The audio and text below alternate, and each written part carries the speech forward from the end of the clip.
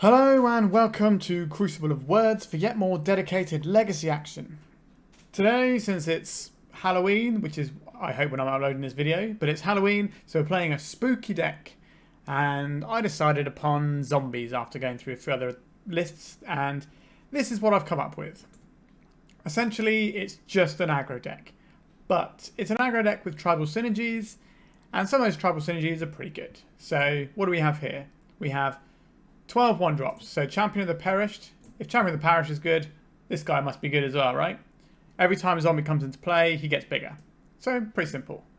Gravecrawler, a 2-1 for 1. Not exactly impressive, but you can play it from the graveyard, so you can keep recurring it and ideally grow some of your Champion of the Perished, or just have a little bit more staying power on the board.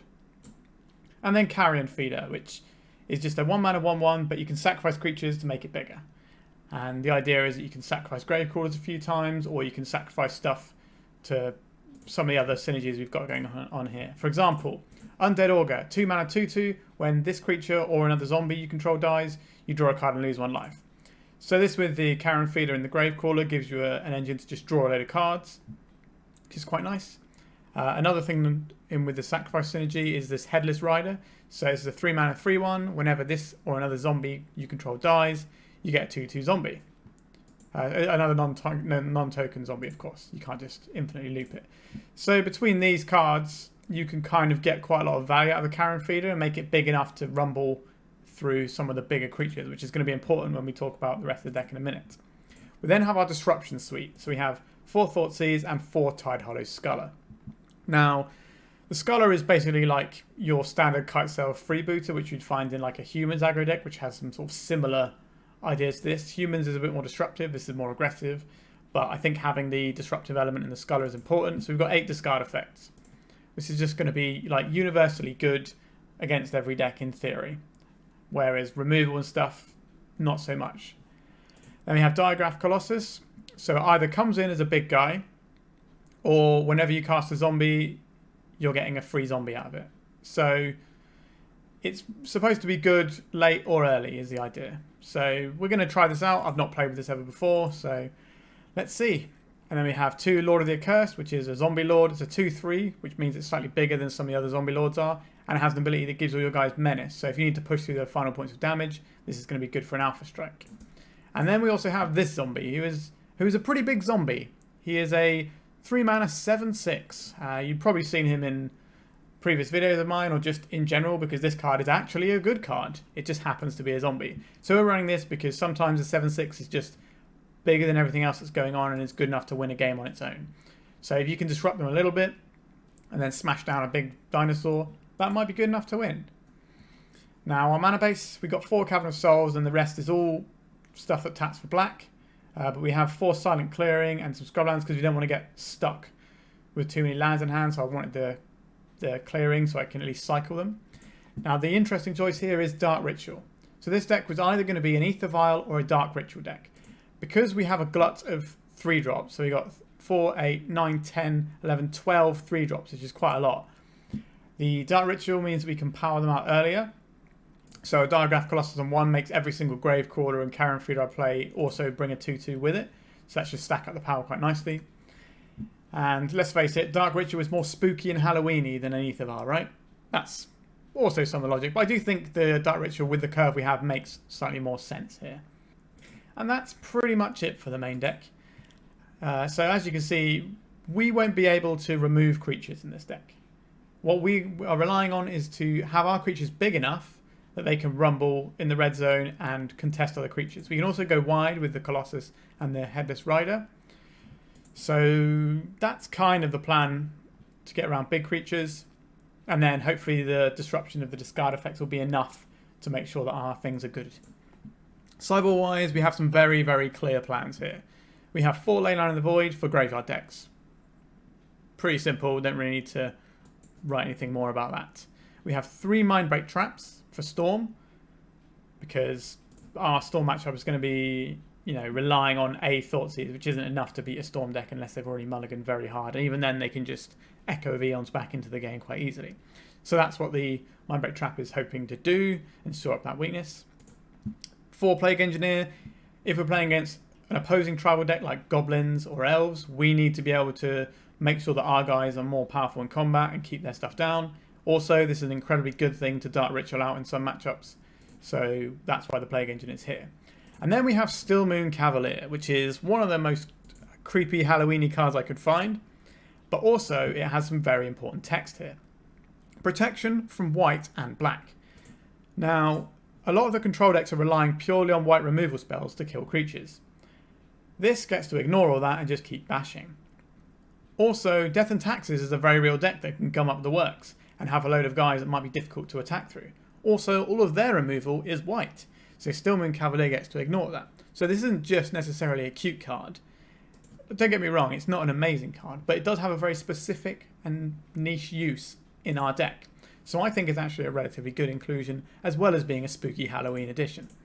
Just in case you're unfamiliar with this, it's a 3 mana 2/1 with protection from black and white, but you can pay 1 black or white to give it flying, and then you can pay 1 black or white to give it first strike, or you can pay 2 black and white, and then you can give it +1/+0. So in a lot of games, we're just going to be making this and then swinging with this and hoping that it can do enough, or it can hold off blockers while we do some other bits and try and go wide. So yeah, it's a card that doesn't really feel like a legacy card or legacy powered, but given the way our deck is configured, I think there is some use for this card. And that's it for the deck tech, if you can call it that. It's a bit of a fun one, but we'll see how we get on.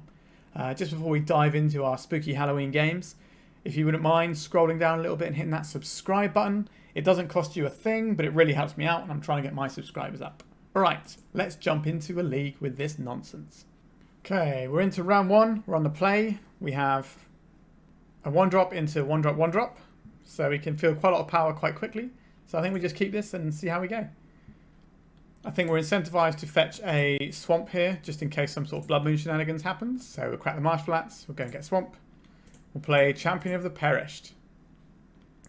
And then next turn we play another Champion and a Gravecrawler. And then we'll have 3, 4, 5, 6, 7 power fielded on turn 2. And then if we can follow it up with a Lord, we can be pretty close to swinging through for lethal then. A Veteran Explorer. Okay, so this is going to give us some manas. What is the correct play here? Do you want the Silent Clearing or the Cavern? I guess the Cavern's free, so we might as well just name Zombie and be done with it. Black, cast this guy. Like, we're not attacking here, so we just have to play this out. So it's a bit annoying here. If we attack and they block, we get 2 mana that we don't get to do anything with, then our opponent gets to have a go first. But if they have a Cabal Therapy, I guess they're going to hit us with it anyway. So maybe we're supposed to hold back this turn and then untap into the Lord of the Accursed. Try and force them to get rid of the... Feels bad not attacking with this aggro deck. But I don't think we can let them untap with 3 mana. We need to at least make them use their mana. So let's pass the turn this turn, but then next turn we start rumbling with one of these two depending on how we're set up. Probably the Lord of the Accursed. Because if we kill this, then they might be able to Pernicious Deed and just wipe our whole board out, and that's pretty bad for us. Okay, Jund Nickfit. Cabal Therapy, sure. I suspect they will miss with whatever they name here. But they'll get one of the cards out of our hand with Veteran Explorer. Champion of the Perished. Okay, so that was a swing and a miss from the first one, which was expected. But then they're going to buy it back with the Veteran Explorer. And take probably the Lord of the Accursed. They could take the Rotting Regisaur. I think we'll get some information about the hand, depending on what they take here. If they've got a removal spell, they're more likely to take the Lord of the Accursed, whereas if they've got a sweeper, they're more likely to take the Regisaur. I suspect they take the Lord of the Accursed most of the time here. That represents the most immediate damage. Okay, Lord of the Accursed. Goodbye, Lord of the Accursed. We should be able to play out the rest of our hand here. A Cavern of Souls. I think we'd rather have a Silent Clearing in play at this point. So we play this pre-combat because it's going to pump our guys. So 4, 5, 6, 7, 8, 9. That's quite a lot of power, to be fair. Endurance. Sure, this can gobble up a champion of the Perished here. Which is a little bit sad, but it is what it is. Like, I think we have to keep attacking generally. So we can... There's no point popping a silent clearing yet, but we're probably going to pop it on their turn. Because we've already got one card that we're discarding to Regisaur anyway. And having the mana just to deploy everything will be slightly more efficient and more aggressive. Green Sun Zenith for 1. This is probably Elvish Reclaimer. I think I'm just going to draw a card in response here. This gets punished if they have a Cabal Therapy. Okay, it doesn't get punished at all, I guess, because we just drew a land. Okay, Veteran Explorer. That's okay, so you still need more mana, even though they've gone up to 4 here. That's interesting. I guess it's a pretty good blocker that blocks, then gets them to their bigger threats. Okay, I'll sacrifice this one that I can replay and pump my champion with. I think I've got one more swamp in there still. Alright, so they got a lot of mana now. So next time we could be looking at anything from like... Okay, so they're just going to shuffle away our Gravecrawler now. We have 2 options to discard. I'm going to choose to discard the Cavern of Souls. This one thins slightly and gives us a white source. If we end up in a position where we have 2 white spells in hand, which seems unlikely. Okay, this is a pretty good one. There's our lads. Pumps our other guys. Attack with some massive lads. So some number of these... So they have to block one of these. They could double block the champion here, but then we get to draw a card, so that's not the end of the world. Like, they could double block either of them, to be fair. But this way they... Yeah, okay. So they're going to lose one of these, but they're going to take 5, and we're going to get a card here. Have a look. Champion of the Perished. I'll play this out. So I'm inclined to keep this in hand, just in case one of my creatures dies in this turn cycle, because then actually, no, I'm not discarding anything anymore, have I? Because the Rotting Regisaur's one that died. So we do play this out and we say go. We've got our opponent pretty low, but these last few points are going to be difficult in the face of all this mana. Like, they could play a Primeval Titan or that Gargaroth or whatever it's called. So it's just going to gain them a bunch of life whenever it blocks. So Nick Fit is definitely one of the matchups we didn't really want to see, because they kind of play a similar game, just slightly bigger. It's like whenever you have an aggro deck and you have a slightly more mid-rangey deck. I tend to do good. Whenever a permanent opponent controls the graveyard from the battlefield, it gets a counter. Beginning of your upkeep, if it has 1 or more counters, you can remove the counters and Pernicious Deed that specific one. Less than or equal to. Yeah, okay. So this is going to be a little bit of a problem, because we'll be able to smash up our thing. So they can chump block with this. Not sure what we draw here, to be honest with you. Diagraph Colossus. So we can play this out to pump this guy for 1. That's probably worth doing. So we pump 2 of our champions. We can't really attack with the 2-2, but we can attack with the 7-7. The only problem with attacking with the 7-7 here is that this gets to blow them both up. But that is something we're going to have to get round at some point. Like, at least we get 2 cards for it. We can hold back here, because they only have 1 card in hand, and maybe try for something next turn, because we just need to push through a little bit more damage. So maybe we'll hold back this turn, so they can't get the Sarulf to just knock out these 2. Now, if they have a removal spell here, okay, they're just presaging us. Okay, so this is any permanent, so they're going to get to do everything here. Jesus. Okay, we are in trouble now. So that basically invalidated the play I made there to get around it. I had 1 card in hand and it did remove one of our permanents, so... Awkward. This is going to smash both of these out. And then I'm going to... It's exiled as well, so I don't even get to draw any cards, actually. So that's super bad. And for some reason, 11 o'clock at night, someone was just started a firework display, so I hope you can't hear too much of that.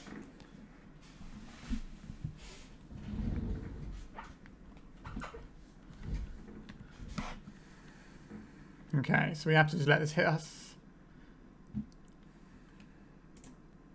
This is an issue as well. The fact that whenever any of my opponents go to the graveyard, I get this. I was just doing that now to shortcut. I should probably wait until their end of turn to do it. Or what I really should have done is done it in response to the upkeep trigger on this. So at least we get... But then that would kill our Augur as well, actually. So you can't do that. Deadly Brew. So what's more important to me right now? 3/3 or this thing that lets me draw more cards? I think it's this. We need to go wide here. Now it's going to be very difficult to do because of this. But I think it's the area we're at now. So what they can do here is they can get the Boseiju back if they want to. Champion of the Perished. Not so good. It does make us a token, but this cleans up the tokens every turn. Yeah, this feels like a nightmare matchup, to be honest.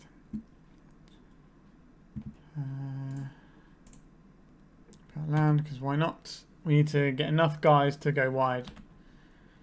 So a Lord is probably helpful here. But every turn, this gets to hit me and do more damage. So this has got 2 counters on now, so it can clean both of these up. Is this a May? You may, yeah. So they can choose when to pop this or not if they want to try and clip at all of our stuff. Yeah, this is pretty bad. They're not going to attack with a Sarulf.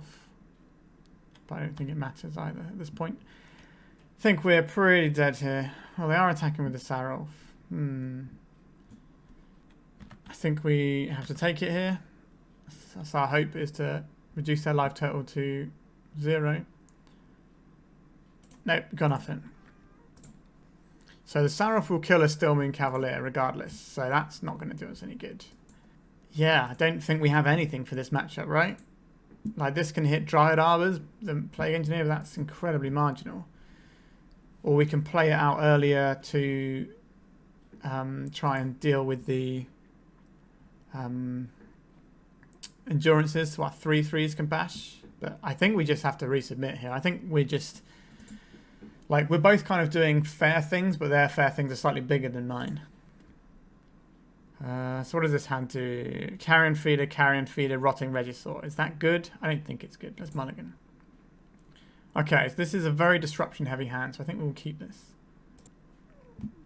We have to throw one of these cards away. I think we probably get rid of... It's tricky here. Should be the Carrion Feeder or the Colossus. Like, Carrion Feeder is the lowest upside because we want to lead out on a Thoughtseize here. So if we can disrupt our opponent's plan to go big early on, we might be alright. Let's have a look at their hand, please. We got here... Yikes. What does that one do? At the beginning of the combat on your turn, choose one that has each player sacrifice a creature, you draw a card, you lose a life, transform it. When it's transformed, it's just a big guy. Yeah, not sure how we fight our way through this. Like, I guess we take the Veteran Explorer first. And then we worry about the rest of it later. I think we're just going to lose this matchup. It feels pretty hard. Because it's not like I'm playing a combo-y deck where I can, you know, cheese someone or anything. I have to play guys and turn them sideways to someone who's just got slightly bigger guys.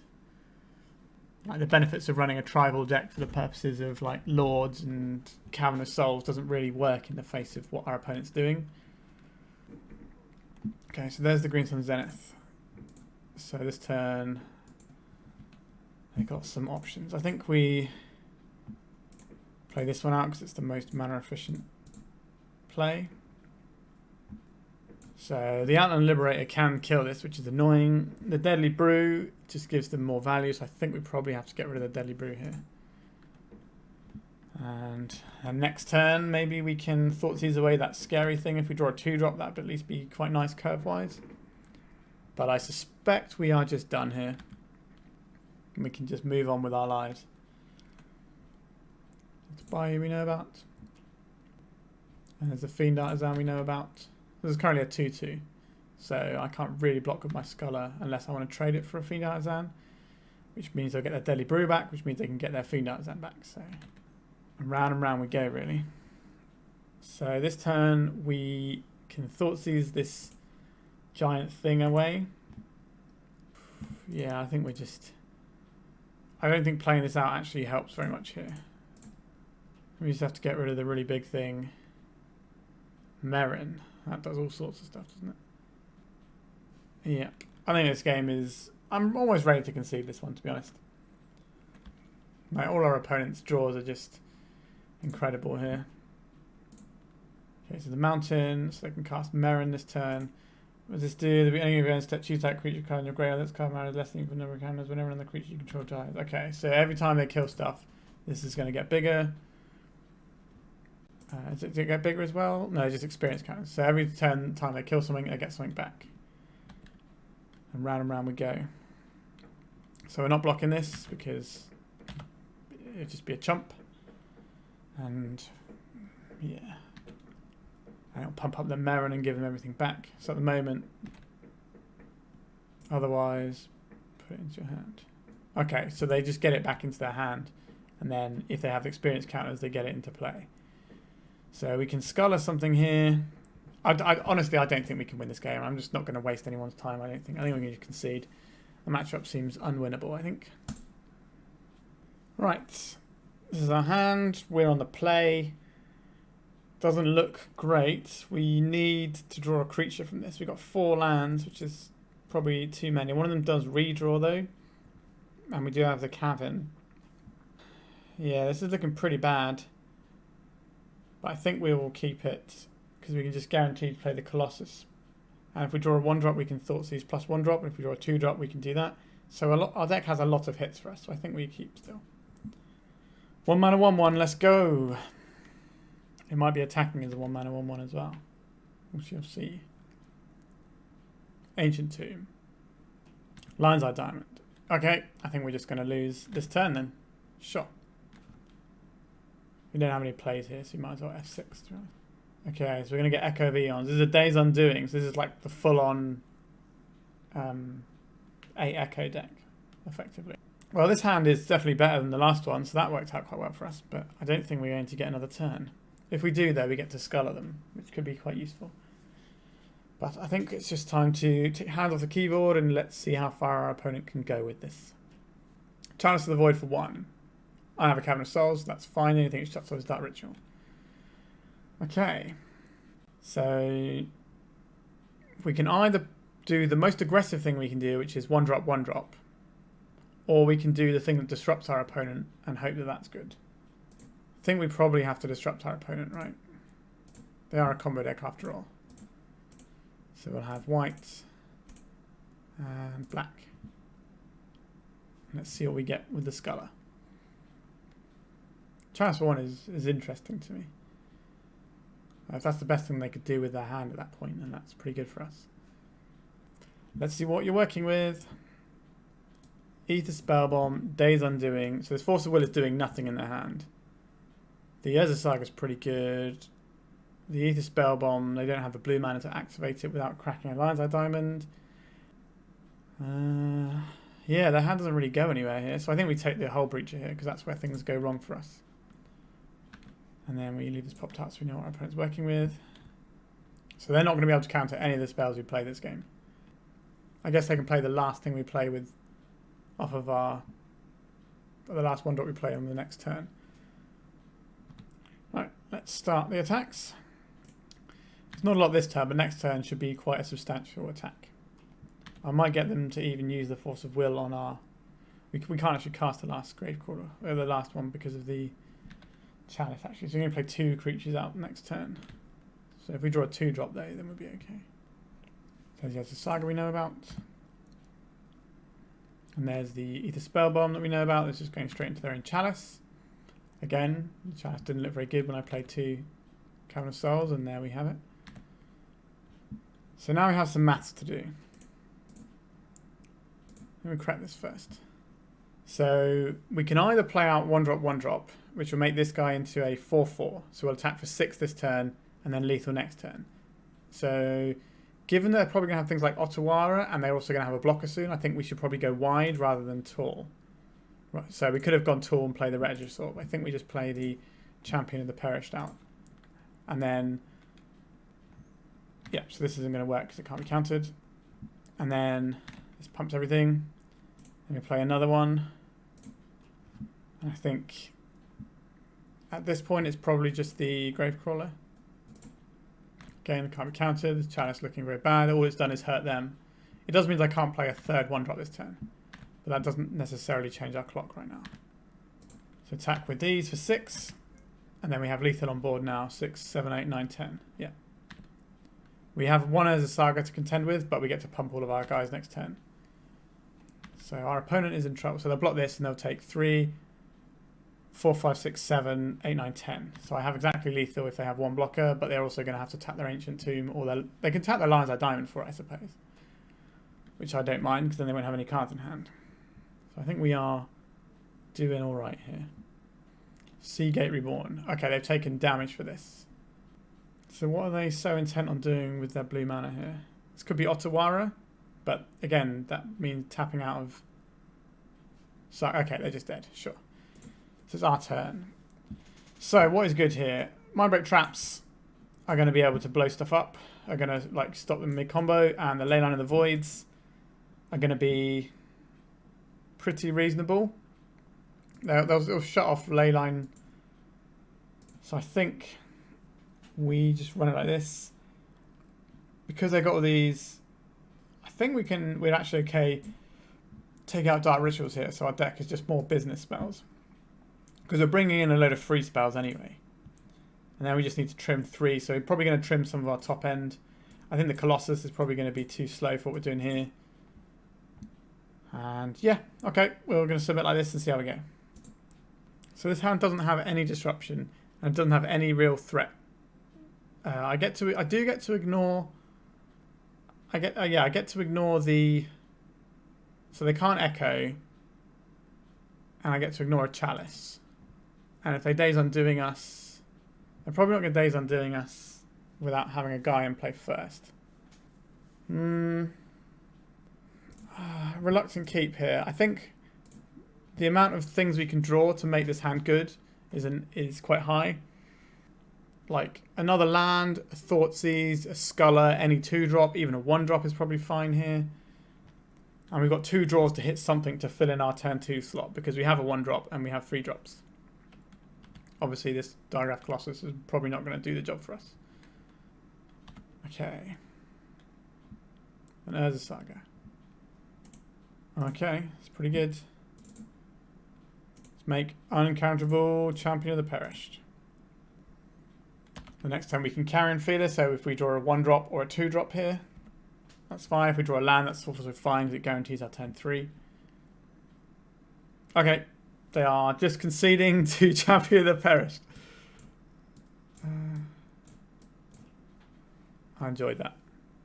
So this hand is pretty good. We can go 1-drop, 1-drop, 1-drop, and then we also have a Sculler, and all of our stuff is uncounterable. We're pretty cold to a Blood Moon, but I think we still keep this one. Counter spells far more likely than Blood Moon. Keeping the Chalice, keeping the Cavern is fine. I guess my spells are just never getting countered. Zombies! Spooky Halloween time. Let's go. So they can't counter this one. They can certainly spend a Force of Will on it if they want, but it's not going to work. Right. I imagine this is going to meet a Prismatic Ending or a Source to Plowshares in the relatively near future. But this is going to be a matchup where the Steel Moon Cavaliers, hopefully, fingers crossed, look pretty good. I'm assuming quite a lot off of a Flooded Strand. It could be a combo deck that just uses blue mana, to be fair. Basic Island. Basic Plains. Okay. So we can't cast Thoughtseize because of our mana base right now. So I think we just keep making these guys. So they have a Swords, they should do it in response to this trigger. So I gain less life. That's what they're planning on doing. Okay. Cast this guy. Then if we draw a Swamp next time, that would be lovely. Because then we could Swamp, Thoughtseize, and then Sculler. Or probably Sculler first to make sure the way's clear. Attack over 3 on turn 2, but we have 6 power ready to go. And it's going to increase every turn Accumulated knowledge. Okay. Some sort of control deck that wants to spend a lot of time drawing cards, I guess. You don't see accumulated knowledge very often. Narset. Okay, so it could be one of these sort of Days Undoing style decks here, but just with like a very controlling bent. Teferi, Time Raveler. Sure. So a swamp would be a wonderful draw here. It was not a swamp. Here we cast this though. One of these. One of these. Bam. So this will mean we're attacking for 9 this turn. And we can kill the Narset if we want here. This can't be countered. Oh, shame concede there perhaps. Yikes. They're not going to be happy about that one. So we take the Time Raveler. And then we go to attacks, I suppose. So this one will kill the Narset, and this one will attack them. There's no reason to try and let them draw into a spell that can kill one of my guys. Yeah, they could have had that Snapcaster to block something. I think we still play this out as well. No zombie. So there's a Prismatic Vista we know about. They drew a Teferi off the top. Sure. So they can bounce my biggest guy, but they're taking 3, 4, 5, 6, 7. And then if I play any creature, they lose. And they've just given me a creature to play, so they are dead on board. So they had to draw something off the Prismatic Vista here. Sure, cool. A nice win against a real deck. Okay, so these Stillman Cavaliers look pretty good. These Diagraph Colossus look pretty bad because they're going to be using Exile Removal. It's a straight 4-for-4 swap, and I don't think we need to address anything else. I think the rest of the deck is going to be fine in this matchup. They could be a mentor deck, meaning that Plague Engineer might be useful, and they might be doing some shenanigans with their graveyard. But for now, based on what we've seen, this is probably where we're going to go. So the Colossus would let us go wide, where the Regisaur lets us go tall. But I think ideally we just want Still Moon Cavalier here. So the Headless Rider also slightly less good with all the exile removal, but they're probably bringing in sweepers if they have them. Anyway, I think we're going to submit like this and see how we go. So this opening hand lets us power out a Rotting Regisaur, then follow it up with Scullers. So I think we can keep this. The Regisaur can't be Prismatic Endinged, but it can be Source to Plowshares at this early stage of the game.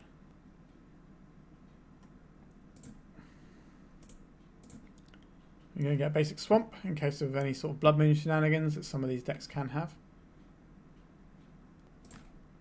Cast a Dark Ritual. Cast a big boy. This could get a counterspell. Sure. So the less cards I have in the hand, the far better our Tidehollow Scullers are going to be. So when we follow up with Scullers on successive turns, that's going to be nicer for us. So they pitched a Jace. So we've got a little bit more information about what's in their deck. Not a surprise to see Jace in the old blue-white slow control deck. Now it's important to note the wording on Tidehollow Sculler is different to newer versions of the same effect. So if they kill it in response to the trigger, then I get to exile a card permanently. Now a lot of people haven't played with Tidehollow Sculler for a very long time, so people might miss that. We shall see. A Brainstorm to hide their hand. Sure. This makes me think that maybe they're hiding a Teferi, because that would be the clean way of just bouncing this on the following turn. But let's see what our opponent has. Get more information about at least some of the things we can expect from them in coming up turns. True Name Nemesis, Teferi, Time Raveler. And we have the mana to cast the True Name Nemesis. This could be a very challenging one to beat. So at least we know we need the Plague Engineers in for game 3. I'd like to get a better look at my opponent's removal suite is what I would like from this game. So we're going to let them play it out for a little bit. Even if we're clearly losing, we can just F6 through turns more or less and try and get a little bit more information. I suspect they have red, but whether or not it's for Pyroblast or they are playing the Prismatic Ending, it'd be important to see. Okay, so there's a Merfolk Rogue. So there's a Flow Strand we know about, and I assume they're just going to play out one of their true names. Yep. It's pretty good. So this turn, we have options here. think we lead out with the Thoughtseize. I think we're always casting the Thoughtseize. Okay, so they've got Swords to Plowshares and a True Name. So I think we take the True Name, and then we take the Plough. And then we're kind of a little stalemate for a little bit, but they are a blue deck, so you can draw into more stuff. I kind of need one of my bigger creatures. A Narset's a very good one off the top. They knew they were drawing that from their Brainstorm, I believe. Oh no, they shuffled with their Floated Strand, didn't they? So they didn't know they were drawing that. Right. And they have a Swords to Plowshares again. They can't attack here because they'll lose their Narset. They shouldn't attack anyway. Okay. So now we have decisions here. So this just lets them machine gun down our things. I think we still play this one out because it's the most mana efficient play we can make and leaves us in a better spot. The future gives them a potential chance. Like what they'd probably do is Swords to Plowshare the Sculler and then get with the Swords to Plowshares under. And then they have a Swords to Plowshares they can then point at. Probably the other Sculler and then use the Teferi to bounce the Headless Rider on the next turn. So they kind of have it all here. But they are playing my favourite Swords to Plowshares art, which is a slightly controversial one, I know. Okay, so there's a Swords to Plowshares, but we know they've got another one in hand. No, they're both gone, aren't they? Okay, so there's accumulated knowledge. Now they feel comfortable to attack us. So we can definitely race them if they want to just try and do this. But we have seen Batterskull, so they're sort of like an old version of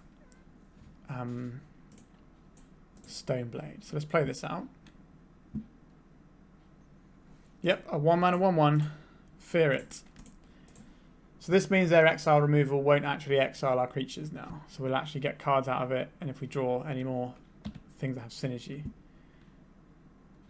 In case of Days Undoing and stuff, I think we have to attack the Narset here. Like, we are ahead on board in terms of creatures here. True Nemesis in the hand, is it? So accumulated knowledge, right? So if they, like, their thing on the board is better than all of our things. But they can't just turn it sideways and race. We will win the race if they do that. White, white, blue. Is this a Teferi? Council's Judgment. Now this is annoying because I don't get the chance to respond. Because it doesn't target. So I can't just sacrifice its Carrion Feeder. It's a real problem for us here. What do they vote for? They voted for Undead Augur. So you have to vote for the same thing, otherwise you don't get anything. And if I sacrifice it there, then I don't get to then they get to take another permanent in mine anyway. I think we draw a card first. Another Sculler. Okay, I'll have that. Let's see what you got.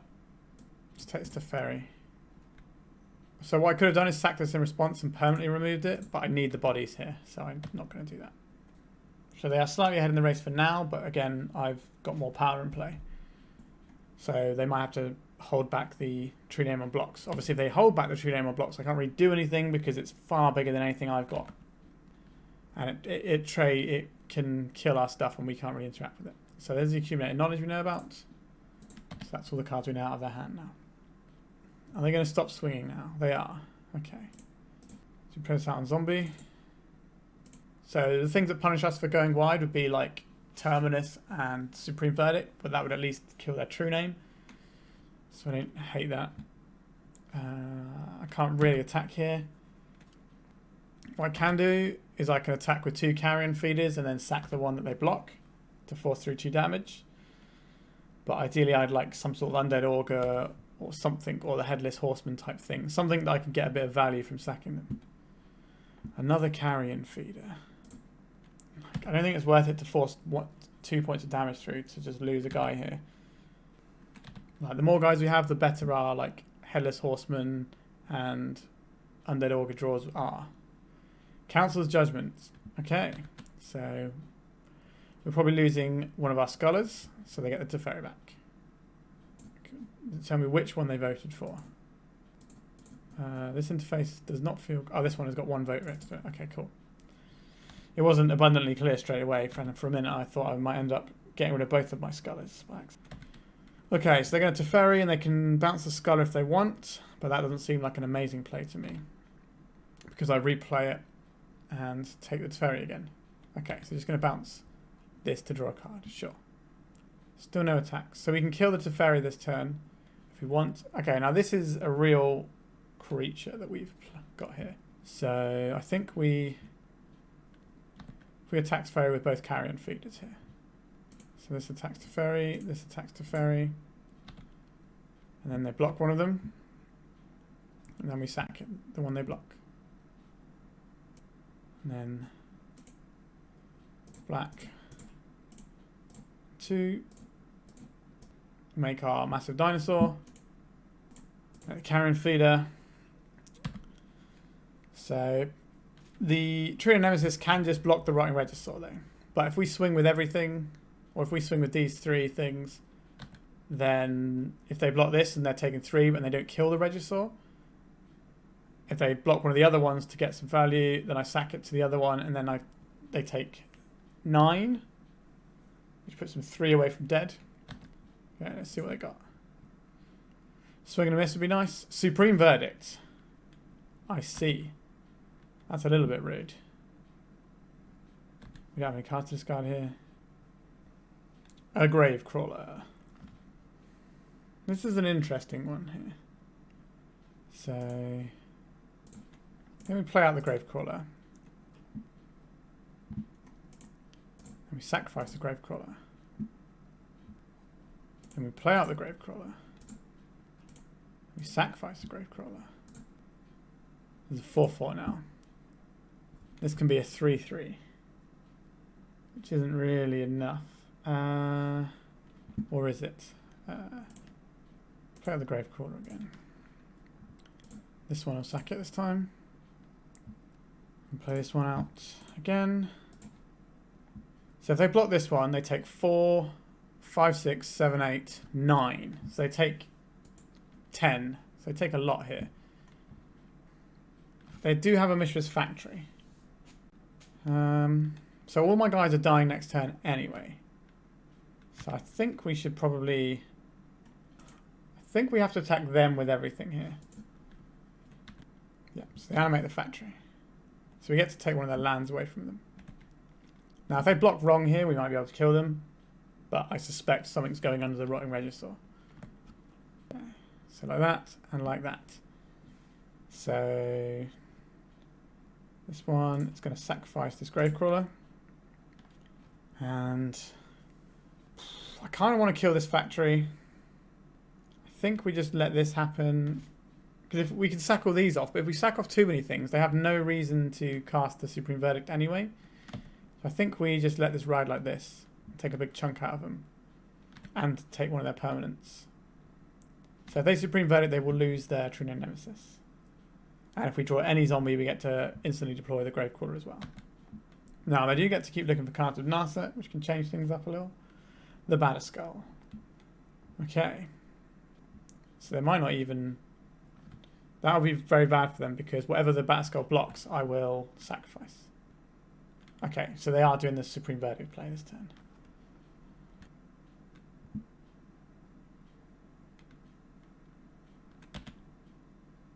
Okay, so next turn they're going to get them. So they can play the Teferi now and draw a card if they want to. So what this will do is this will bounce the Narset and draw them a card. No, that feels wrong to me. You just bounce your Narset and draw a card, and then you reset your Narset. Right, the Thoughtseize. I guess this stops us from dying, so we can take the Batterskull here. So surely this turn they bounce the Narset, replay the Narset, draw a card. That seems like the obvious play here to me. They didn't target anything. Why would you not bounce your Narset? They're just throwing a Narset away for no reason here. Ugh. I make play mistakes every now and then too. It happens. But usually I get punished for them. I don't think our opponent's going to get punished for them, which is a shame. You should always get punished for your play mistakes. It's the best way of learning. An Umazal was Jitte, but no creatures as of yet. This will be pretty bad for us if it gets online though. A Dark Ritual. That is not the one. Back to basics. Sure. Do you have a way of winning the game? Need to be F6 into these turns to make sure that they take the clock damage here. A force of will. Okay, so it's going to be... Obviously my zombies are uncountable, so it doesn't really matter. Alright. I'm just going to fetch this now and then F6 for your turn. Yep. Keep getting more resources. Oh, they've already cast accumulated enlargement. And the flow strands come down as well, isn't it? They're not... Hey. Let's draw a card from this. Oh, they got Narset in play. What am I doing? Okay, that's my punt backwards to them after they punted by not bouncing their own Narset. Sure. What am I doing? Too busy F6 in my turns. Okay, so they have a creature now, but this doesn't untap because of their own back to basics. Black, 1/1. So this will resolve and can't be force of willed. But my cavern will not untap anymore. Sure. The headless rider is gone. So they're getting one attack in with Jitte.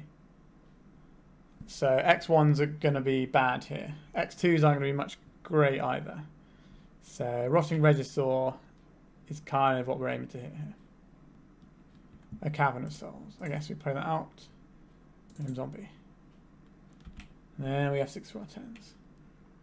Yeah, our opponent's deck doesn't really have a lot in the way of win conditions by the looks of it. Like, we took 2 True Name and a Battle Skull out of the picture. And one of their factories. So now they're sort of looking a little bit shy of ways of winning the game, which is good for us. Oh, this is a very good one. This is how we drew it up. Come on, team. Let's go. An unplayable rare from Shadowmoor or Eventide, sorry, having its day in the sun. You can't counter it. You can't kill it. You can't bounce it with Teferi. What are you going to do? You're going to bounce it with Venser. Okay. Well, I shouldn't have asked what they're going to do. I feel that was on me there. It'd be nice to draw a cavern here. So this is probably going to end the game pretty quick now. They also had the Yamazawa Jitte that could hit it as well if they wanted to. So they did have other ways of dealing with it, to be fair. Yeah. So 2 counters. Black. Let's play this guy out again. They'll probably just Jitte, counter it, and swing for the win. That would be the easy play. But they got to see it, I suppose. Yep, they've seen it.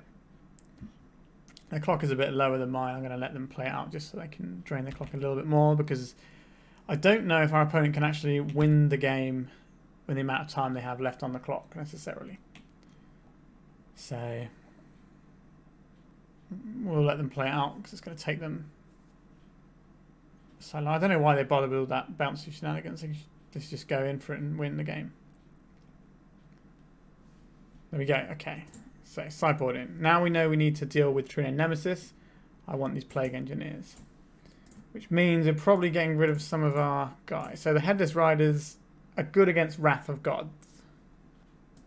So I think we can probably get rid of the Lord of the Accursed here. And probably trim on Dark Rituals. Or do we just get rid of all of our Dark Rituals altogether? And just have maximum amount of threats here. Diagraph is good post Wrath. I don't think we need the Lord of the Accursed actually. Let's have a couple of Diagraphs. And let's run it like this.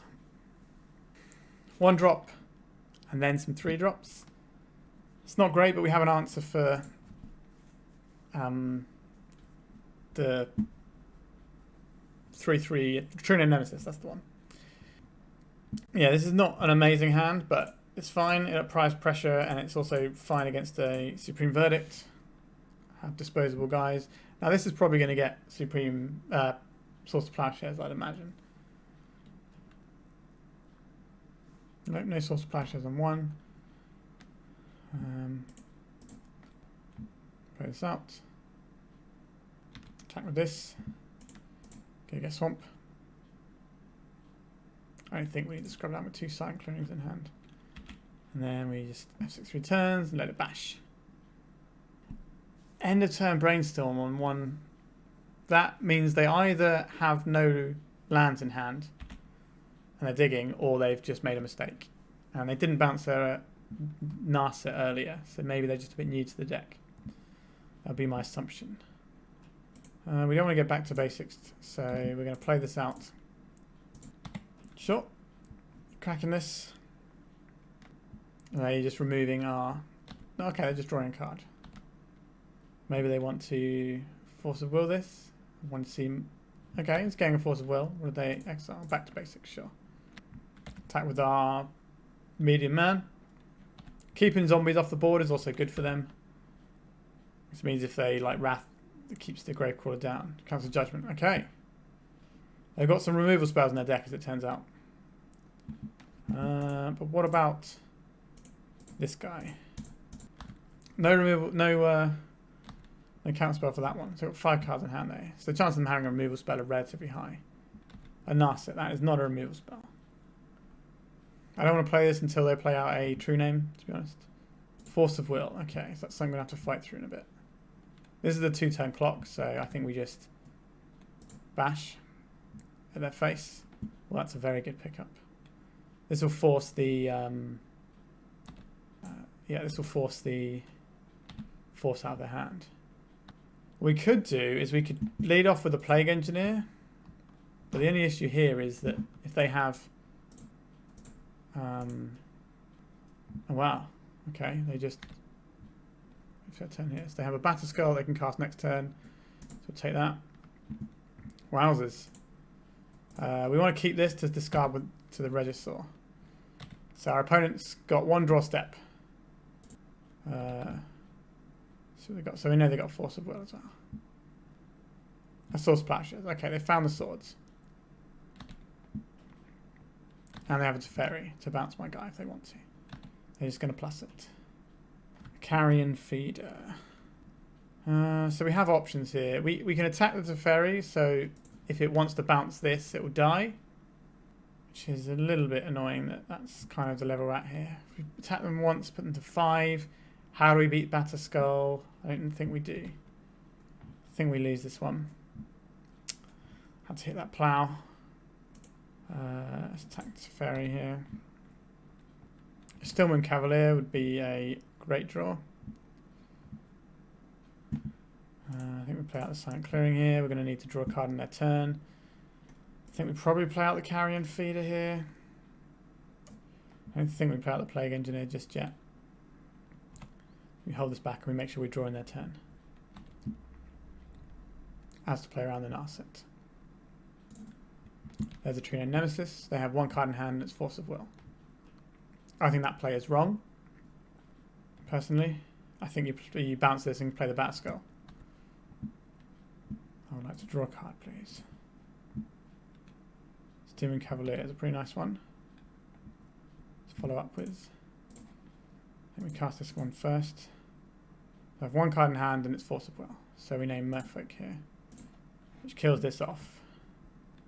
And then go to attacks.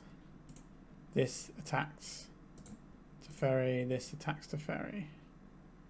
Does this attack Teferi or does this attack them? That's what attacks Teferi, I think. Okay, so them not bouncing the Scholar there has massively cost them, I think. Sure. So this turn, we can't get everything out here, can we? So 2, 3, 4, 5. So this attacks Narset, this attacks Teferi, this attacks them. So they could have a Snapcaster here. That is the one way we come undone here. Okay. That's good. So Supreme Verdict can beat us here. So I think we play this out on Zombie. This is 1, 2, 3, 4, 5. So we have lethal on board. We don't want to play around. We don't want them to Supreme Verdict us here. So do we play out the Cavalier and have the Rotting Regisaur to back up? I think we probably do, right? We know they have a Force of Will in hand. We can only play 1 uncountable zombie a turn, so I think it's right to play that out because they're on Supreme Verdict or bust here. So this plays around one removal spell, and it leaves me with a threat. Okay, so we got a win off of control deck because we just played lots of guys, and Stillman Cavalier won a game. That was exciting. Right, on to round 4, I think it is. Okay, there's our opening hand.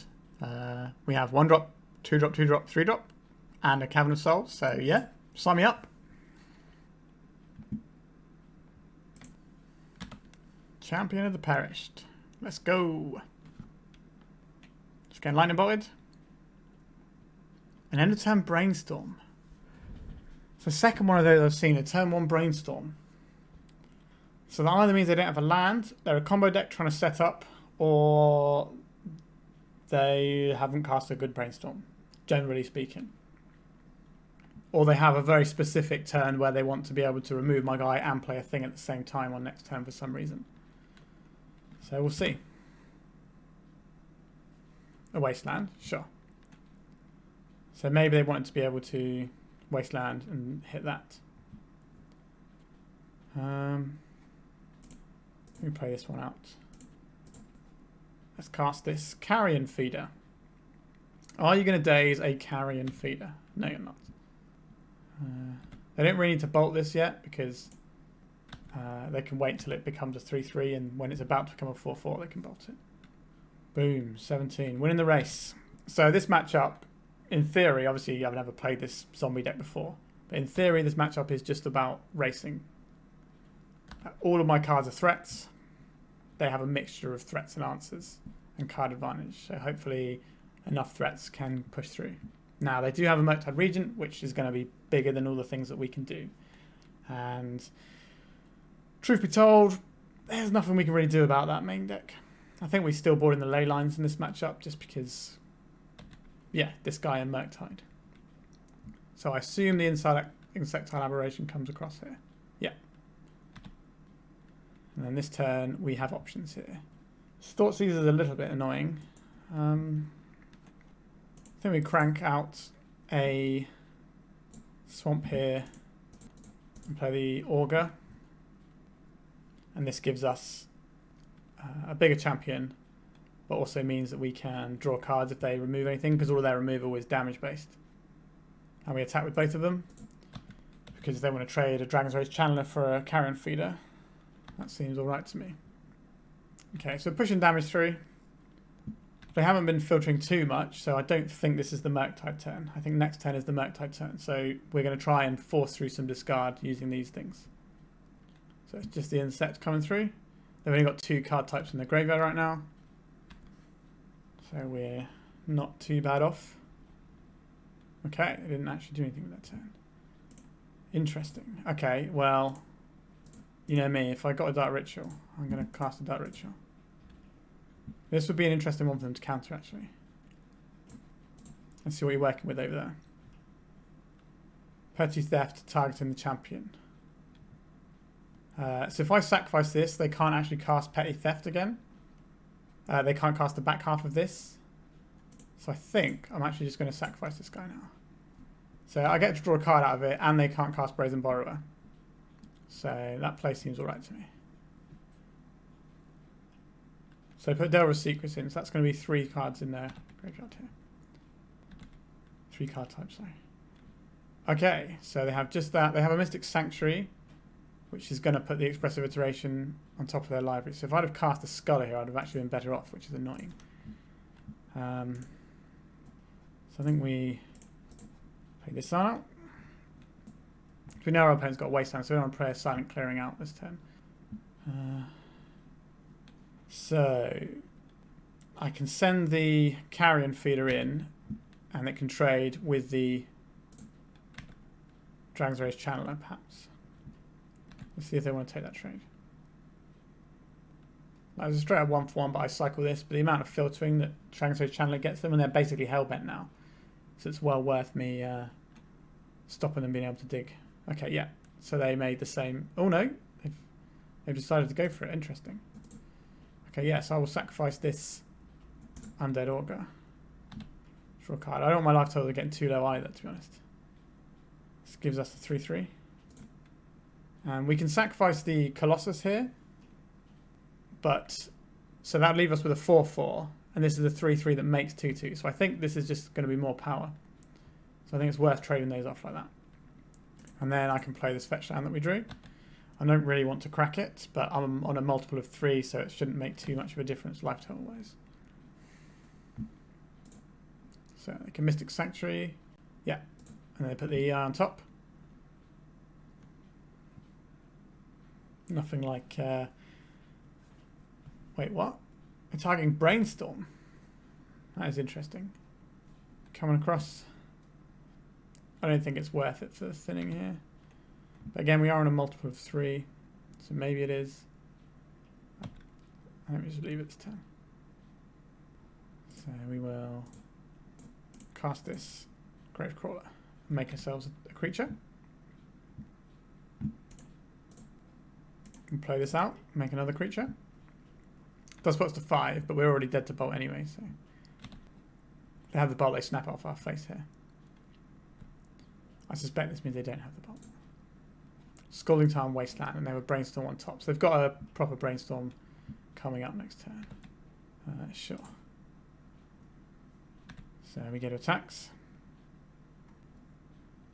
And we're doing 3, 4, 5, 6, 7, 8, 9, 10, 11. So we have lethal next turn, but they can hold back and block our Colossus. So they're brainstorming into Lightning Bolt, which they haven't played a single one of yet. So odds are relatively good for them to actually hit the Brainstorm. Hit the Lightning Bolt. But they might not. So we might get lucky. There's the Brainstorm we know about. What do you got for us? Are we getting lucky? Come on. Let's cheer on the zombies against Delver. Let's do it. Okay, it took a long time to resolve that Brainstorm. So they're cracking the fetch here. And they got a Ponder. So having another look for it. So yeah, this is like 7 cards they can see on top of their draw step. They chose not to shuffle their library off the Ponder, which means we should be dead this turn. A Murktide. Okay. So we're not dead this turn. We get one more turn. Interesting.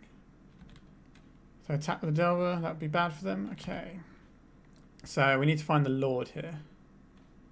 So I think we start off by drawing a card. We did not find the Lord. We found another Silent Clearing. Let's have a look. Found a Diagraph Colossus. Let's just swing with everything and hope they make a mistake. I suspect they will not make a mistake. They will just put the Murktide in front of the Colossus. They might put the Delver under the bus here. It's unlikely, but it's possible. That's such a weird block to me. What? Okay, I guess that's the same either way, right? They both die there. But when it was just the Delver, I was very confused there. Like, you could just put the Murktide in and go to 1. But, like, you probably want to block just in case. Because I'm playing a weird deck, you don't know what I've got. Yeah, there you go. So they're blocking just in case. No. Unfortunately, they just get to swing with Murktide Regent. Which is still inexplicably legal in Legacy. What a strange world we live in. Why are you pondering? I suppose, what could I have for 1 black mana here? Darkness? A little fog card, I think that's what it's called. That would be a very funny way to win a game. But I do not have that in my deck. Swinging with a lad. There we go. We found the tap button. Excellent. So, sideboarding. We want our ley lines. We don't really care about the other creatures, so we just want the ley lines. So what is bad here? So they can't really kill the Rotting Regisaur very easily, which is good to note. The Diagraph Colossus is probably the least exciting out of these, so maybe it's just out with 4 of those. The question is, do we want the Dark Rituals? Like, if we Dark Ritual out a Rotting Regisaur and it sticks, then they probably can't beat that. Would we rather just have more threats, or would we rather have the Dark Rituals to power something out? Interesting. Especially on the play, the Dark Ritual feels good. I think we'll submit like this. 2 ley lines is more ley lines than I wanted. But I think we keep still. Like, they struggle to answer 2 ley lines, to be fair. We're a little bit all in on the Regisaur here. But if they don't have Force of Will, then we basically win the game. So, and we don't lose the game if they do have Force of Will either. This lets us play our 1-drop around days as well the following turn. Okay, so we have a massive dinosaur against a deck with only red removals. This will take 2 lightning bolts to kill. And they don't have a lot of turns to kill it. I suppose they can play 1-mana 1/1s and try and throw them under the bus. But this Regisaur is hopefully going to do a lot of damage to our opponent. Now we have a choice of if we discard the Parish or the Clearing. I think we just get rid of the Clearing here, but that could be risky. I suppose we see what our opponent plays here. A turn 1 Brainstorm. Seeing a lot of that today. I do not approve in these decks of casting a Brainstorm like that. I understand why they're doing it, because they are very low on things in their deck that deals with the Regisaur and they don't have a lot of time.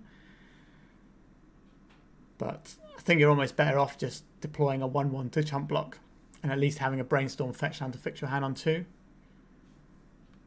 So I think we will discard the champion here. The reason being is if we have more lands, the thing we draw is more likely to do something. As a 1-mana 1/1 isn't doing anything. Okay, yeah, so there we go. We are rewarded. We can play this around days. And then we attack with our massive guy. So Rotting Regisaur kills in 3 attacks. So next turn, if they have Lightning Bolt and kill it, that would be pretty sad for me. It's certainly possible. So there's the second Volcanic. So they have the mana to cast 2 Lightning Bolts. So we cast it out first just because it pumps our Champion of the Parish, and also means if they try and kill one of our guys, we can sack it.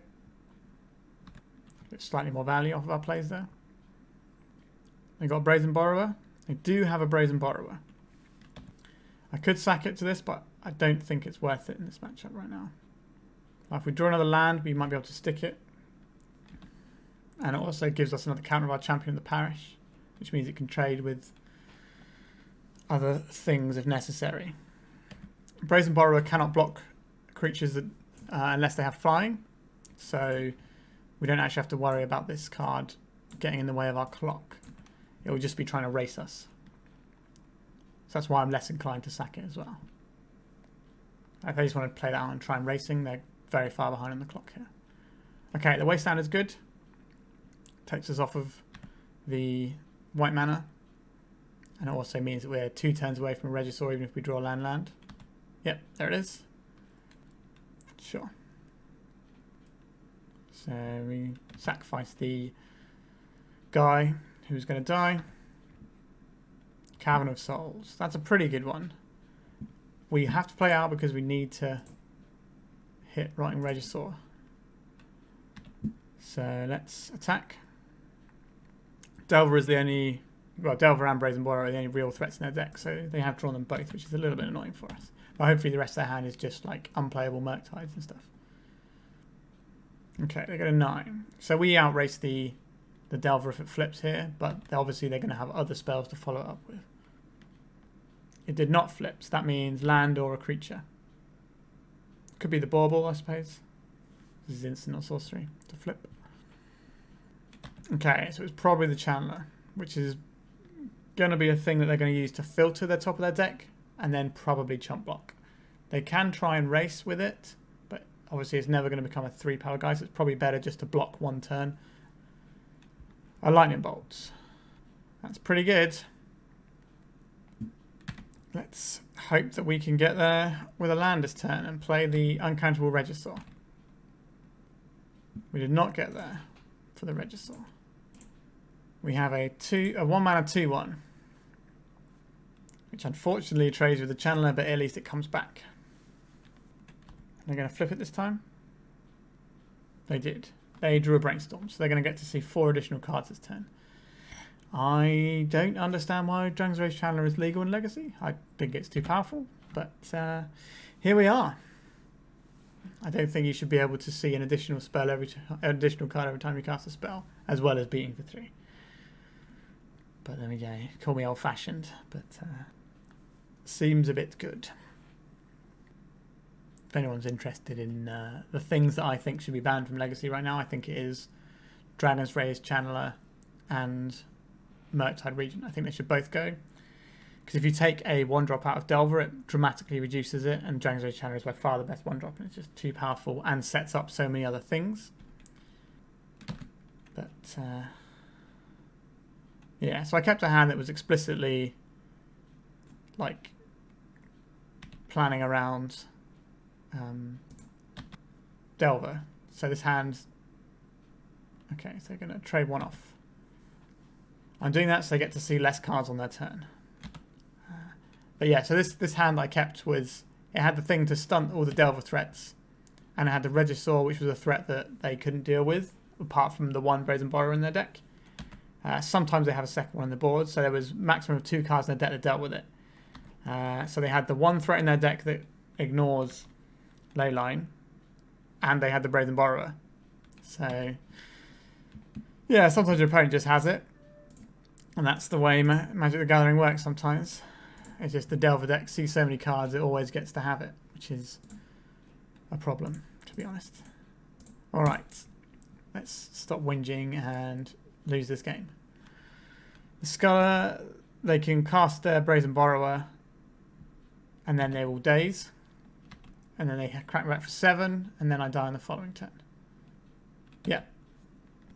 Okay, so we had all the things that we still couldn't beat them, even with, like, the turn 1 Regisaur double Leyline is pretty much the dream if you stick that against Delver, and it didn't work. So, yeah, Delver's a silly deck that shouldn't exist at the moment in this particular incarnation, in my opinion, and in the opinion of everyone who plays a lot of Magic, to be honest.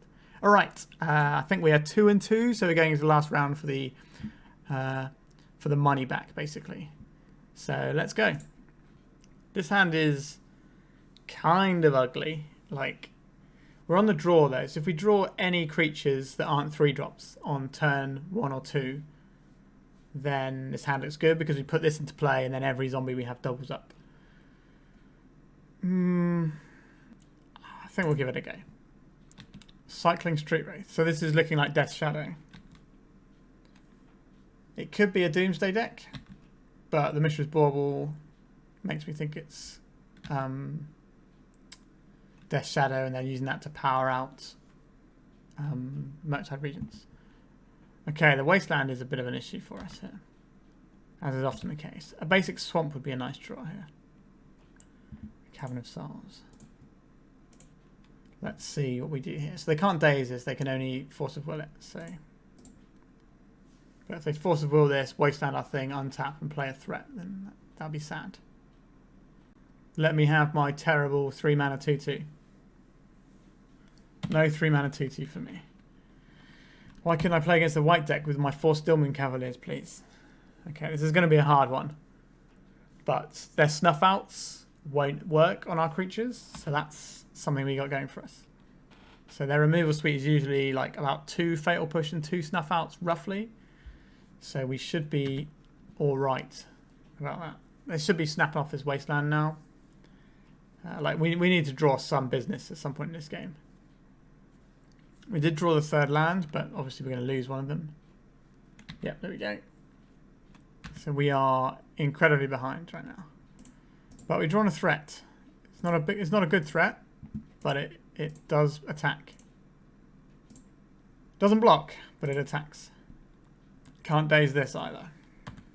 So ideally you want to draw a 2-drop next turn, and then a mana source on the 3rd turn. Or the turn after that, sorry. And then we are able to start churning out some things. Another Wasteland. I see.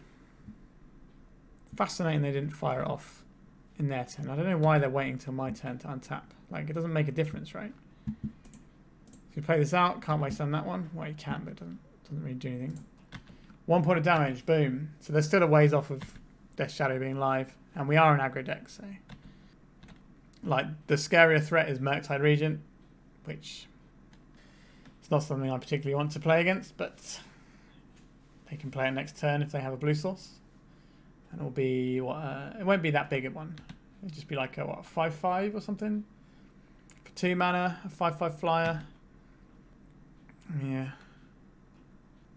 Okay, they're paying cost, which usually means Murktide. Oh no. Just a Death Shadow. Just a lowly Death Shadow. So this means attacking is becoming problematic for us. So we get this on zombie, we can't cast any spells, we can't attack. So we have to pass a turn. We can't block either, but maybe our opponent will miss that because Carrion Feeder is not a very common card to see in Legacy. So maybe they don't know exactly what the text is. They could always just read it though. Okay, so we've got 5/5. This Thoughtseize, I don't think we care about this. Okay, so we'll crack this. And get a swamp. And we will play this out on zombie. We'll play this bad zombie card. So 3/3. An almighty 3/3. So if our opponent has Dress Down, then the Death Shadow can kill us. If we attack for 1 here, I think we have to hold back on blocks. So if they cast Dress Down at the wrong time, I can block with the Carrion Feeder maybe. Like, I don't think we block this turn unless they cast Dress Down first. Because the only thing that can block is a Colossus, and that's the thing that we kind of need to win the game with. Do you have it? They did not have the Dress Down. They have a Wasteland though. 3 Wastelands. Come on. I need to draw something good here. So this is targeting this. So this will sacrifice this in response. We have a 2/2. An Undead Augur. Like, it's a card. It blocks for a turn. Draws us a card. Pumps our Carrion Feeder. So I have to assume one of my opponent's cards is a counter spell at this point, surely. It's coming for 2. And then we have to block with the Undead Augur, perhaps. Our opponent probably would have paid more life last turn if they could. So maybe we let it through, and then we play the Lord and win. Like, if we block here, this goes to 3, then we're just dead the next turn. I think we have to let it through and hope they don't have any way of making it bigger. Like a removal spell would have been lethal anyway, so I think we just let it go through. Okay. If we draw a land, we can win the game. Obviously, if they kill any of our creatures, we lose the game, but okay. Black, 1/1. Let's play a Lord. And bash for 6. Like, it's the best we got, so. Oh my god, we did it. Okay, we navigate some combat maps and we managed to beat that after getting triple wastelanded out of the game. Whew, that was tricky. Alright, sideboard. Now, Leylines of the Void are definitely a card that might be interested in, but I think what I'm really interested in here is Still Moon Cavalier, because it has protection from all of their removal spells, and it has protection from their creatures, apart from the Murktide. Now, because of that, does that mean I'm supposed to play Leyline of the Void just because the combo of these 2 cards means I basically will struggle to lose the game? So maybe that's what I should be doing. But if I'm boarding these in, something has to come out. Now the question becomes, what is the thing that comes out? Ramping out a Still Moon Cavalier feels like it's going to be good. So maybe it's some of these Lords. I like the Headless Rider, so maybe it's Lords and a... So the Regisaur is the only thing that can actually battle with some of their massive guys. So maybe we want to keep the Regisaurs in and just board out 2 rituals. Having a ritual in your opener is good, but you don't really want to draw it after that necessarily. So it does help around Wastelands. The reason we're keeping these is because all our removal was destroy, so if we have the Headless Rider, at least it replaces itself. I'm going to submit like this. See how we go. We have a 1-drop into 2-drop hand disruption. Yeah, we keep this. And we get to blank Murktide region as well. So we just need a Still Moon Cavalier. Pops out because I like to see what my opponents played so far in the game. It gives me an idea of what is left in their deck. Oh, they nearly passed all the way through their turn then. Okay. So this could be a Thoughtseize or it could be a Ponder. It shouldn't be a Brainstorm. Okay, so the Thoughtseize. I have 2 things to cast on turn 1, so I have to imagine it's going to be one of those that they take, right? Our opponent's down to 5, so if they take our champion and we Thoughtseize them back, they're going to be pretty low on resources. Okay, I took the Thoughtseize, which is the card I... Okay, so we drew a Thoughtseize. So if they took a Thoughtseize, that means I definitely want to cast a Thoughtseize, right? That's how this game works. Now they could daze here, if they have a daze. If they force of will here, that it would mean that they have one thing they really want to protect. So they have 1 Death Shadow here. They have a Brainstorm. I think we just take out the 1 threat, right? Because we can't really deal with a threat at the moment. Why do they leave their Snuff out in? That seems an error to me. They do get to fix their hand with a Brainstorm if I don't take it, but the Death Shadow will be online next turn and I don't think I can beat it, so I think I have to take the Shadow here. We'll leave their reveal cards popped out as well. So this turn they're probably going to Brainstorm, put back the Snuff out, shuffle with Verdant Catacombs. There's the Brainstorm with an art that I've never seen before in my life. So we have to imagine the Snuff out is gone here. Oh, Polluted Delta is what they have, rather than the Verdant Catacombs. Okay. So that tells me about one of the cards that they had. And a Bauble. So all of this spinning their wheels to try and make a Murktide or Gurmag Angler or whatever isn't going to do anything because of the ley line. So, okay, so they've got through a lot of cards here. So we have choices on our turn as to how we play it out. Drawing another 1-drop means I think we know what we're doing here. I think we just play out the champion. And then we play out the Carrion Feeder.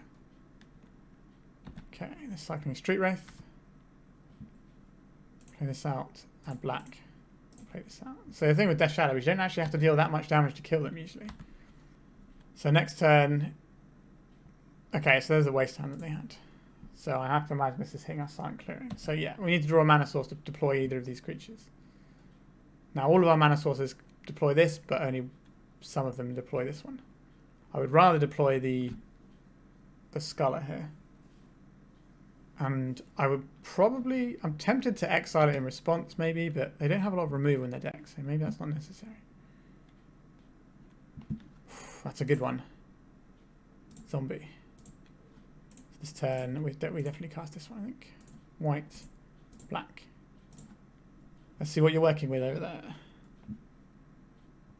Okay, they're casting some sort of spell. Petty Theft on the Champion of the Perished. Do I sacrifice this for 1 additional point of damage this turn? I don't think I... the fact that it stops the... I don't really care about the Brazen Borrower as a threat though. So I think we just let that slide. And then we see what they got. Okay, it's got Thoughtseize. We've got Murktide region that they're never casting and the Thoughtseize that we don't really want them to cast. Because you've got creatures in hand. So I think we take the Thoughtseize here. And then we get attacks. Let's put them to 7. We can always just use the Champion of the Parish as a pump on the Carrion Feeder if necessary. So that's the thing we knew about. Oh, I drew a Death Shadow. That's very good. We need to draw a mana source here. Rotting Regisaur is not the one. Yeah, I think we cast out this Augur this turn. Because that way if we have to chump block, at least we get to draw a card. The Carrion Feeder isn't chump blocking here.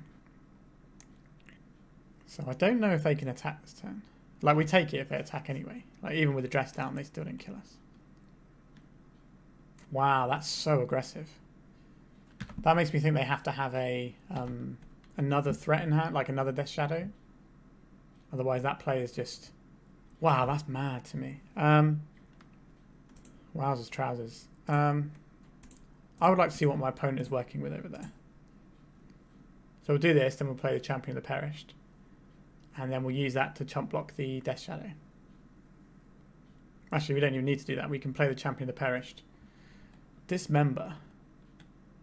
Paying the full cost. We'll sacrifice this first. Okay, a Gravecrawler that can't block. Okay, so we know they just have a Murktide in hand. Okay, so we can bash them to 4 and have a blocker. But if they have a removal spell, we die. Like, we're always casting this champion here. So we can put them to 1 if we want this turn. But 1 doesn't really make a difference. This guy can't block, so he's definitely attacking. Fatal Push is a removal spell they have. So I think we just send in with the carrion feeder here. And then that'll put them to 4. So I'll have 2 lethal threats next turn. I'll have 3 lethal threats next turn. No, I'll have 2 lethal threats next turn, yeah, if they attack and have a Death Shadow. So I think we might have navigated this one. But they've got 1 draw step. This borrower doesn't do anything, as I said it wouldn't from early on. It's going to be a tight one. Oh, they're thinking about it. Like, we have to block here. I don't believe they can give it trample. Like, if the other thing in their hand is another Death Shadow, they're not quite dead. So this is actually a little bit awkward for us here. So we can give them back the Thoughtseize if we want to, which they can't cast, and then we can keep the champion. Is that better? Is it better to give them a Thoughtseize and maybe make them misplay? Or is it better to bin off the champion here? The champion is going to attack. Is going to be bigger because of the Gravecrawler. So I think we go to blocks here, and we block here, and then we sacrifice to the carrion feeder. So you can have your Thoughtseize back. Like, they can't cast it on this board.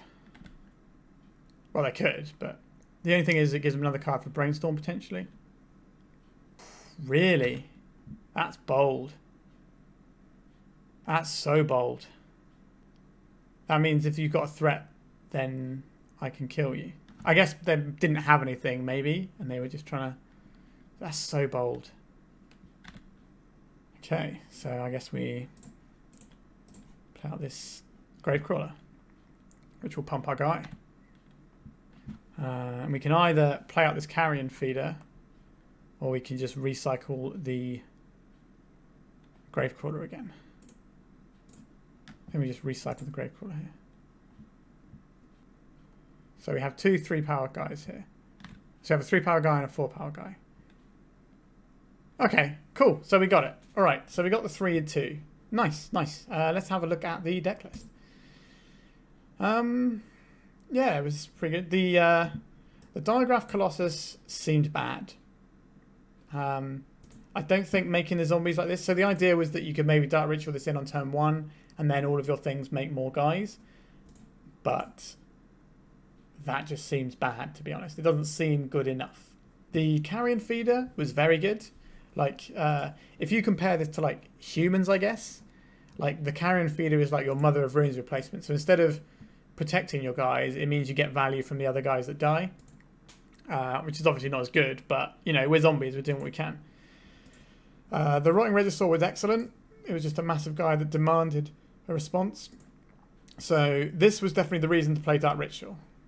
The rest of it, less so, but the Rotting Regisaur was definitely a good reason to play Dark Ritual. The Disruption package felt nice, actually, and the 1-drop suite was fine. The Augur, I think having 4 Augurs was nice. We drew quite a few cards off of them here and there, and it made for some extra value going on. The other slots here, so the Lord of the Accursed and the Headless Rider, they both seem fine. I think they were both better than the Digraph Colossus, which is not really a surprise. So if I was to play this deck again, which I might do, I had quite a fun time, to be honest. Just simple, good old-fashioned Magic, turning guys sideways. I would definitely cut these Colossus for something else. As for the sideboard, the Leyline of the Voids, they just let me beat Death Shadow just now, and they could have let me beat Delver, but they didn't, unfortunately. So that's a little bit awkward. The Mindbreak traps, we did board them in. They didn't really... They didn't come up, so we can't really say anything about that. The Plague Engineer won us a game against that blue-white control deck, although I should be clear that that blue-white control deck should have beaten me in those games. So they had a turn where they could have Teferi bounced my Sculler, play a Batterskull, but instead they played the Trio Nemesis, which I then just killed. And I think the Batterskull is the harder thing for me to answer in that particular situation, with the things I have and their life total being low. So I think it made sense, because if they're playing around Sudden Edict, then both of them died to Sudden Edict, so it doesn't matter. But they'll die if that happens. And also they get the card off their Teferi, which they didn't get because I killed it and then bashed the Teferi. So in my opinion, that was quite an error. So yeah, Plague Engineer. When I play black decks, I basically don't leave home without it. Big fan of it. Steelman Cavalier. I really liked it. I thought it was excellent. It didn't really come up, but there was loads of games where if I had it, then I can just win the game, basically. So like against Death Shadow, if I'd have drawn it, it would have been able to roadblock. Like with the Leyline play, it would have been able to roadblock every single threat they deployed, basically. Because you can jump it in the air and let it kill the Brazen Borrower as well if you want to. So it just would have been absolutely amazing in that matchup. And against the blue-white deck with all the white kill spells, the only thing that could touch it was the Jitte. So again, it seemed really powerful, and a lot of these white control decks don't have Jitte anymore. The only issue is if you're bringing it in matchups like that, you have to play around sharks still really carefully, because if they make a shark to block it, you have to make sure that you have enough mana to pump and give it first strike to trade with whatever size shark they can make. So that's something to keep an eye on if you do decide to pick this deck up. Also, the Cavern of Souls don't tap for the colour commitments for its spells, because Cavern of Souls is only for casting spells. It doesn't let you use abilities with it. So I wouldn't have been able to, if I had one of my Cavern heavy draws, which I've got quite a few of this league, I wouldn't have been able to pump my Cavalier with it, which is important to note, I think. Aside from that, I don't really have much to say. I'm just trying to think what I would replace the Digraph Colossus with. I think it probably would be a 2-drop of some description. Now, what good 2-drop zombies are there? I do not know. I remember years and years ago when I was kitchen tabling, I used to play Shepherd of Rot, which is just tap. Each player loses life equal number of zombies, and you used to just half your clock by shredding people. I don't think that's legacy playable, but I'm sure there's something else that we can play in that slot for 2. Because then, like, we do have these 2-drops, to be fair. But I think if you've got all of these 3-drops, yes, you do have the Dark Ritual to cheat them. But I think if these are in the 2-drop slot, the curve, let's just put it in curve, ignoring the Dark Rituals. Yeah, so I think this curve is quite nice like this. Because you don't really want to have too many 3-drops in hand to begin with. So I think maybe trimming these for something. Again, I don't know what the good 2-drops are. Like, there's a 2-mana 3/2 that if it kills a creature in combat, it makes a 2/2. I don't think that's good enough. There might be some guy that jumps back from the graveyard, perhaps. I'd have to have a little look. I did do a little bit of searching and gather a Scryfall or whatever to try and find the right sort of zombies to put in this, but I couldn't really find anything that... Well, I guess I hadn't played with Digraph Colossus, so I didn't know how good or bad it would be, and it ended up being pretty medium. Like, I don't think there were many situations where I would want this over any of the other 3-drops. Like, again, you can have a turn 1 Richard out, but I don't think it's worth having in a deck for those specific situations. Something else that is interesting that you could have a look at, though, with this deck is the fact that all of these are 2 and a black. So you could play some sort of Ancient Tomb Urborg mana base.